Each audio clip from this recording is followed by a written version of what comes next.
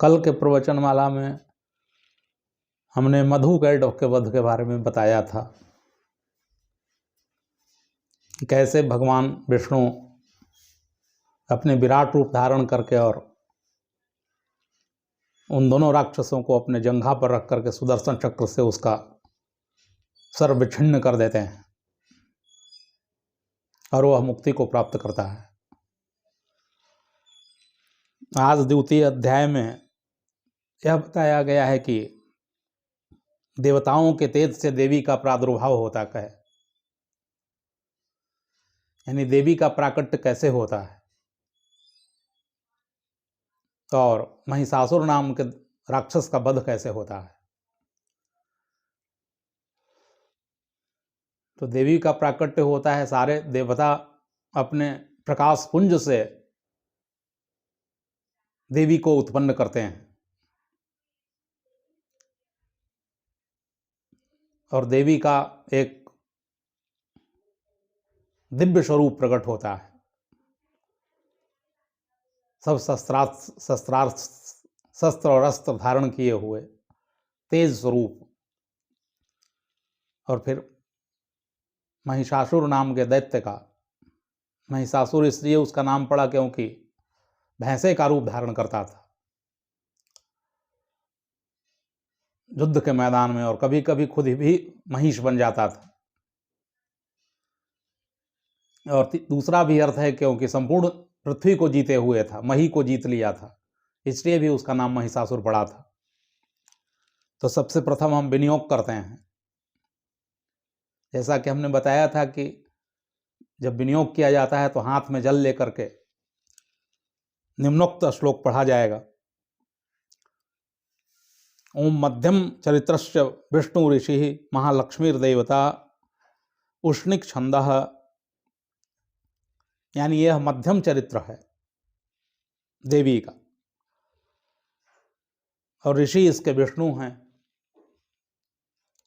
महालक्ष्मी देवता हैं, उष्णिक छंद है व्याकरण के हिसाब से, और शाकंभरी शक्ति, दुर्गा बीजम, वायुस्तत्वम, यजुर्वेद स्वरूपम, श्री महालक्ष्मी प्रत्यर्थे मध्यम चरित्र जपे विनियोग। इतना कह के और हाथ में जल लेकर के गिरा देना चाहिए और फिर पाठ का प्रारंभ करना चाहिए। पाठ का जब हम करें तो एक बात ख्याल में रखना जरूरी है, पाठ न तो बहुत ऊंचे स्वर से होना चाहिए और न तो मन में होना चाहिए कि जिह्वा पर होना चाहिए। पाठ मध्यम वाणी में ही जब हो किया जाएगा तो उसका फल प्राप्त होगा हमको। इसके बाद हम ध्यान करते हैं माँ का, क्योंकि ध्यान से श्रेष्ठ और दुनिया में कुछ भी नहीं है, क्योंकि ध्यान हमारे मन को निर्विषय करता है, मन को विकारों से रहित करता है, साक्षी भाव पैदा करता है। ओम अक्षस्त्र परशुम गदेशु कुलशम पद्मम धनुष्कुंडिकाम दंडम शक्तिम असिम च जर्म जलजम घंटाम सुराभाजनम शूलम पाश सुदर्शने च ददधिम हस्तैः प्रसन्नानयाम सेवे सैरवमर्दिनी मिहमा लक्ष्मी सरोज स्थिताम। ओम ह्रीं ऋषिर्वाच, ऋषि कहते हैं कि पूर्व काल में देवताओं और असुरों में पूरे 100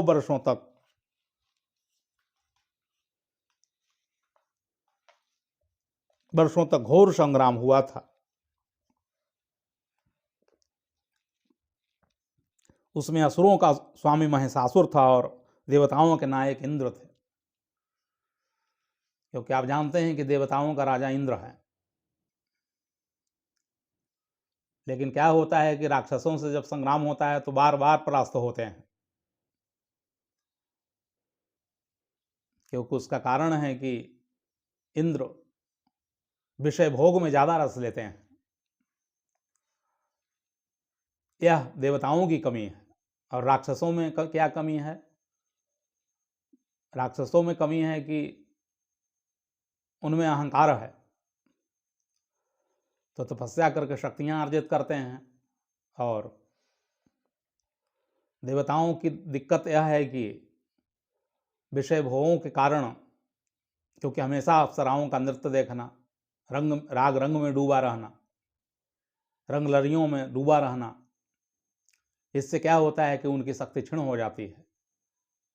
और फिर देवता और दैत्य कोई दो नहीं है, कश्यप ऋषि के ही संतान है। कश्यप ऋषि की दो पत्नियां थी, एक दिति और दूसरी अदिति।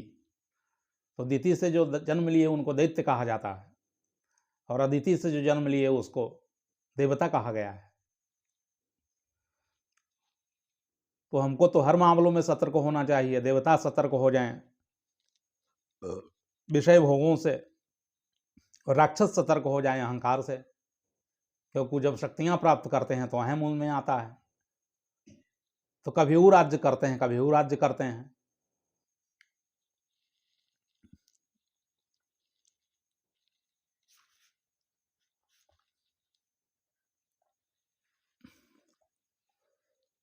तो इस युद्ध में एक तरफ महिषासुर लड़ रहा था और दूसरे तरफ देवताओं के राजा इंद्र थे।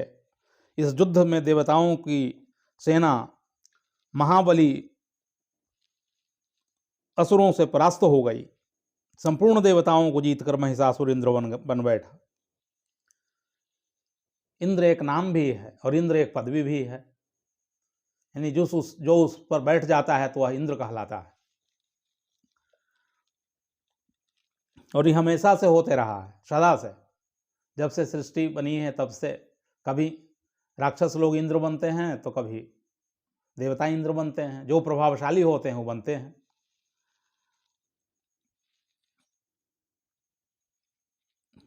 तो क्या होता है कि देवता लोगों में लड़ने की तो सामर्थ्य थी नहीं, तो फिर क्या करते हैं कि भगवान ब्रह्मा और विष्णु के पास, जहां वे बैठे हुए थे, विराजमान थे,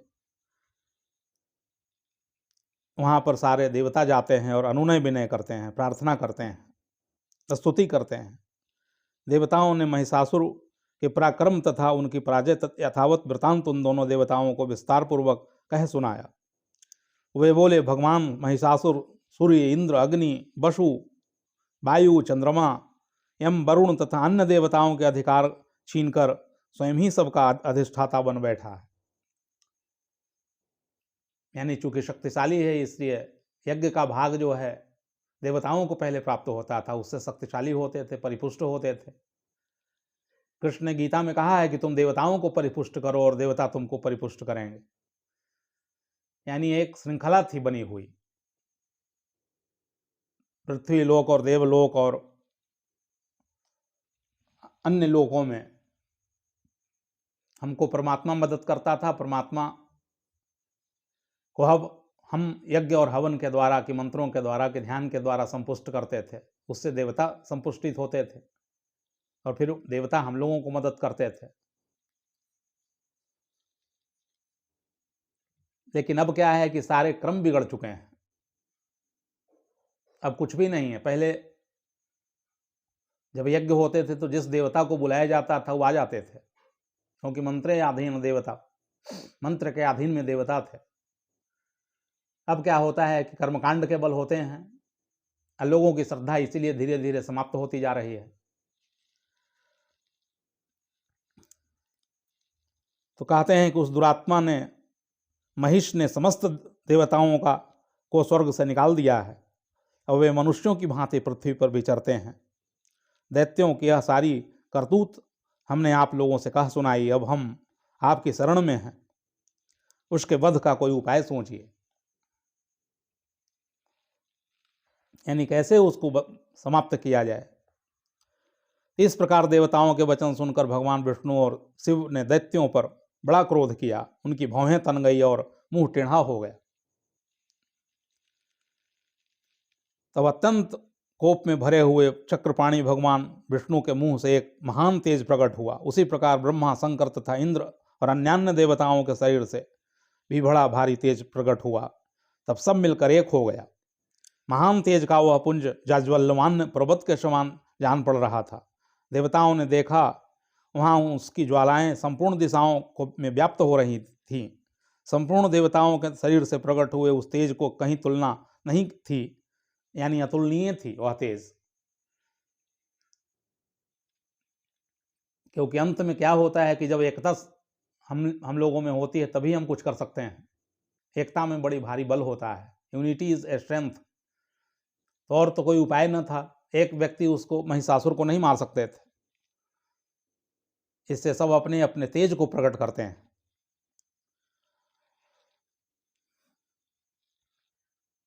और वह तेज जो था वह अतुलनीय तेज था, उसकी तुलना नहीं की जा सकती थी।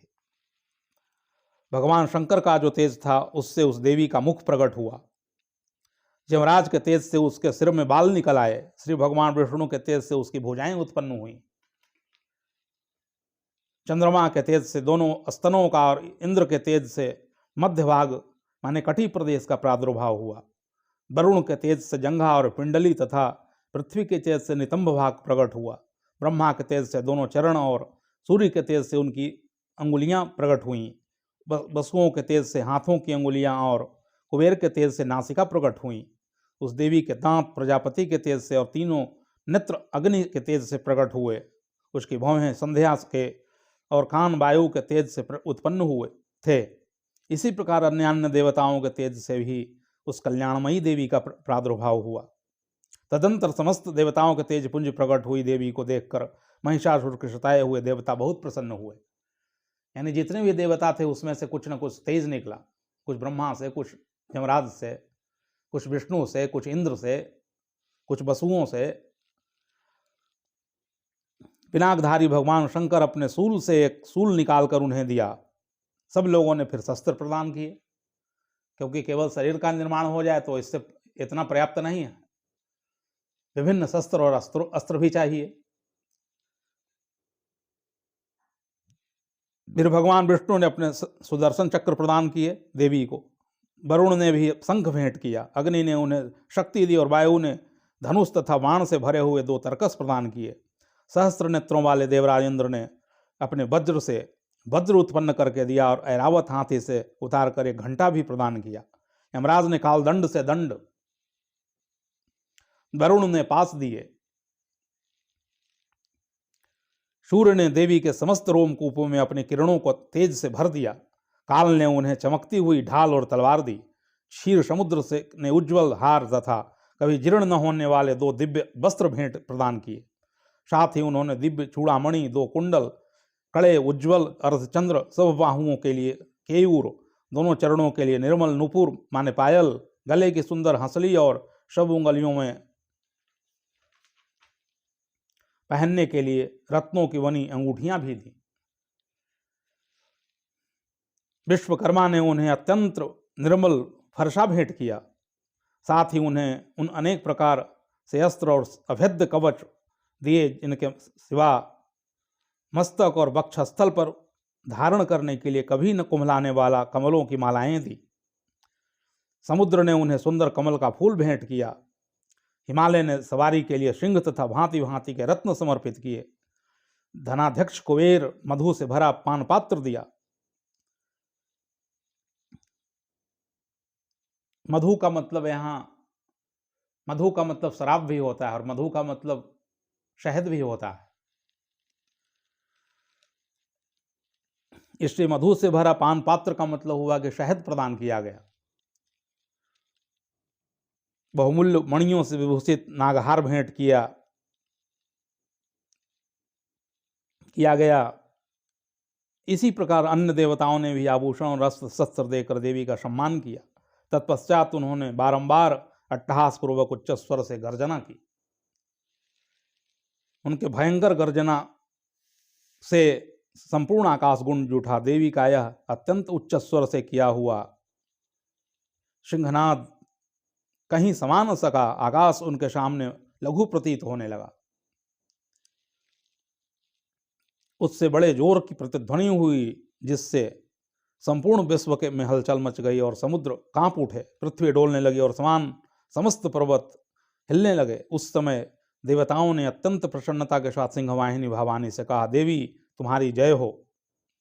साथ ही महर्षियों ने भक्तिभाव से विनम्र होकर उनका स्तवन किया, स्तुति की। संपूर्ण त्रिलोकी को क्षोभग्रस्त देख दैत्यगण अपनी समस्त सेना को कवच आदि से सुसज्जित कर हाथों में हथियार ले सहसा उठकर खड़े हो गए। उस समय महिषासुर ने बड़े क्रोध में आकर कहा, यह क्या हो रहा है? फिर वह संपूर्ण असुरों से घिरकर उच्च सिंहनाद की ओर लक्ष्य करके दौड़ा और आगे पहुंचकर उसने देवी को देखा, जो अपनी प्रभा से तीनों लोगों को प्रकाशित कर रही थी। उनके चरणों के भार से पृथ्वी धसी जा रही थी, दबी जा रही थी। माथे के मुकुट से आकाश में रेखा सी खींची जा रही थी तथा वे अपने धनुष के टंकार से सातों पातालों को क्षुब्ध कर रही थी।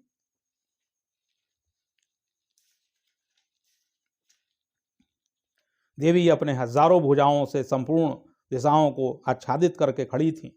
तदंतर उनके साथ दैत्यों का युद्ध छिड़ गया।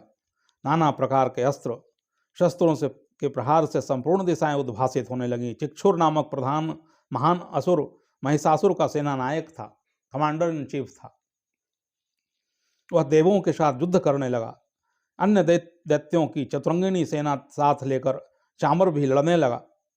7,000 हाथियों के साथ आकर उदग्र नामक महादैत्य ने लोहा लिया। ये सब राक्षसों के तरफ से लड़ रहे थे। 1 करोड़ हाथियों के साथ लेकर महाहनु नामक दैत्य युद्ध करने लगा, जिसके रोएं तलवार के समान तीखे थे। वह अशिलोमा नामक महादैत्य 5 करोड़ रथी सैनिकों सहित युद्ध में आ डटा। 7 लाख ऋषियों ने रथियों से घिरा हुआ बाष्कल नामक दैत्य भी उस युद्धभूमि में लड़ने लगा। पारिवारित नामक राक्षस हाथी सवार और घुड़सवारों के अनेक दलों तथा 1 करोड़ रथियों को लेकर सेना युद्ध करने लगा। बिडाल नामक दैत्य 5 अरब रथियों से घिरकर लोहा लेने लगा। इनके अतिरिक्त और भी हजारों महादैत्य रथ, हाथी और घोड़ों का सेना तथा साथ लेकर वहां देवी के साथ युद्ध करने लगे। स्वयं महिषासुर उस रणभूमि में कोटि कोटि सहस्त्र रथ, हाथी और घोड़ों की सेना से घिरा हुआ खड़ा था। वे दैत्य देवी के साथ तोमर, भिंदीपाल, शक्ति, मूसल, खड्ग और परशु और पट्टिस आदि अस्त्र शस्त्रों के प्रहार करते हुए युद्ध कर रहे थे। कुछ दैत्यों ने उन पर शक्ति का प्रहार किया, कुछ लोगों ने पाशा फेंके तथा कुछ दूसरे दैत्यों ने खड्ग प्रहार करके देवी को मार डालने का उद्योग किया। देवी ने भी क्रोध में भरकर खेल खेल में ही अपने अस्त्र शस्त्रों की वर्षा करके दैत्यों के वे समस्त अस्त्र शस्त्र काट डाले। उनके मुख पर परिश्रम का थकावट रंच मात्र भी चिन्ह नहीं था। देवता और ऋषि उनकी स्तुति करते थे और भगवती परमेश्वरी दैत्यों के शरीरों पर अस्त्र शस्त्रों की वर्षा कर रहे थे। देवी का वाहन सिंह भी क्रोध में आकर गर्दनों की बालों को हिलाता हुआ असुरों की सेना में इस प्रकार विचरने लगा, मानो वन में दावानल फैल रहा हो। रणभूमि में दैत्यों के साथ युद्ध करती हुई अंबिका देवी जितने ने श्वास छोड़े, वे सभी तत्काल सैकड़ों हजारों गणों के रूप में प्रकट हो गए और परशु, भिंदीपाल, खड़ग तथा पट्टिस आदि अस्त्रों द्वारा असुरों का सामना करने लगे। देवी की शक्ति से बढ़े हुए वे गण असुरों का नाश करते हुए नगाड़ा और शंख आदि बाजा बजाने लगे। उस संग्राम महोत्सव में कितने ही गण मृदंग बजा रहे थे, क्योंकि दोनों तरफ से घोर संग्राम छिड़ा हुआ था। उस संग्राम महोत्सव में कितने ही गण मृदंग बजा रहे थे। तदंतर देवों ने त्रिशूल से, गदा से, शक्ति की वर्षा से और खड्ग आदि से सैकड़ों महादैत्यों का संहार कर डाला। कितनों को घंटे के भयंकर नाद ने मूर्छित करके मार गिराया। बहुतेरे दैत्यों के पास से बांधकर धरती पर घसीटा। कितने ही दैत्य उनकी तीखी तलवार की मार से 2 टुकड़े हो गए। कितने ही गदा की चोट से घायल हो धरती पर सो गए। कितने ही मूसल की मार से अत्यंत आहत होकर रक्त बमन करने लगे। यानी दोनों तरफ से ऐसा घोर संग्राम छिड़ा कि ऐसा कभी देखा नहीं गया था। कुछ दैत्य शूल से छाती फट जाने के कारण पृथ्वी पर ढेर हो गए। उस रणभूमि में, रणांगण में बाण समूहों की वृष्टि से कितने ही असुरों की कमर टूट गई।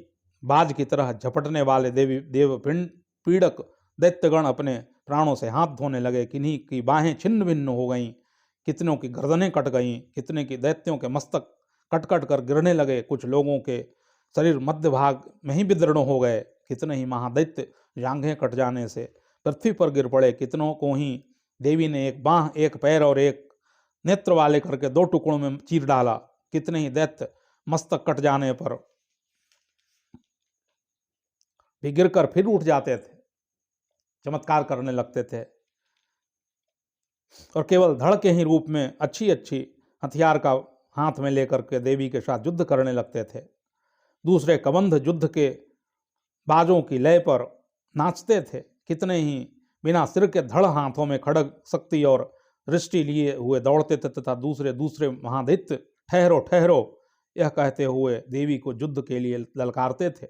वहाँ वह घोर संग्राम हुआ था। वहाँ के धरती देवी के गिराए हुए रथ, हाथी और घोड़ों और असुरों की लाशों से ऐसी पट गई थी कि वहाँ चलना फिरना असंभव सा हो गया था। दैत्यों की सेना में हाथी, घोड़े और असुरों के शरीर से इतनी अधिक मात्रा में रक्तपात हुआ कि खून की नदियां बह गई। चारों तरफ ऐसा लग रहा था कि सिवाय रक्त के और कुछ भी नहीं है। जगदम्बा ने असुरों को विशाल सेना को क्षण भर में ही नष्ट कर दिया। ठीक उसी तरह जैसे तृण और काठ के भारी ढेर को आग कुछ ही क्षणों में भस्म कर देती है।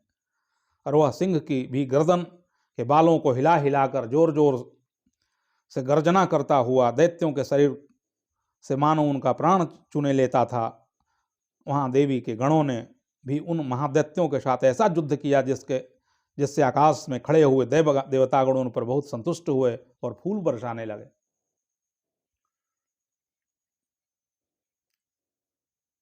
यानी भगवान को क्या चाहिए?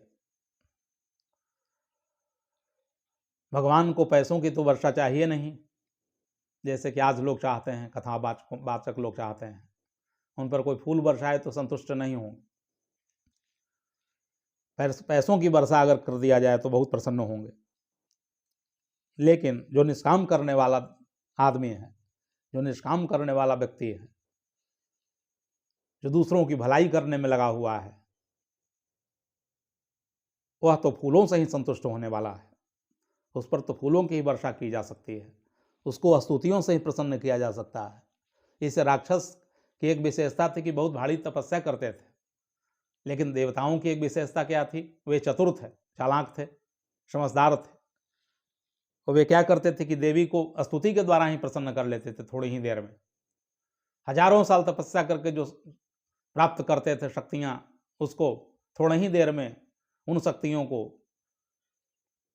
देवता प्रार्थना के द्वारा समाप्त कर देते थे। इसलिए यह अध्याय जो है यह बता रहा है कि जो काम तपस्या से संभव नहीं है वह हम परमात्मा की थोड़ी स्तुति ही कर लें, प्रार्थना कर लें, जिससे संभव है। इसलिए नीति शास्त्र कहता है कि अभिवादनशीलस्य नित्यम वृद्धोपसे विनः चत्वारि तस्य वर्धन्ते आयुर्विद्या सो बलम। अभिवादनशील जो होते हैं उनके 4 चीजों में निरंतर वृद्धि होते रहती है: आयु, विद्या, जश और बल।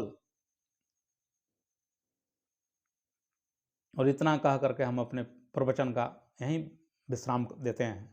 या देवी सर्वभूतेषु तृष्णारूपेण संस्थिता नमस्तस्यै नमस्तस्यै नमस्तस्यै नमो नमः। या देवी सर्वभूतेषु लक्ष्मी रूपेण संस्थिता नमस्तस्यै नमस्तस्यै नमस्तस्यै नमो नमः। या देवी सर्वभूतेषु विद्यारूपेण संस्थिता नमस्तस्यै नमस्तस्यै नमस्तस्यै नमो नमः।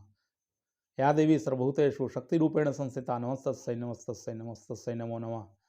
या देवी सर्वभूतेषु भ्रामरी रूपेण संस्थिता नमस्तस्यै नमस्तस्यै नमस्तस्यै नमो नमः।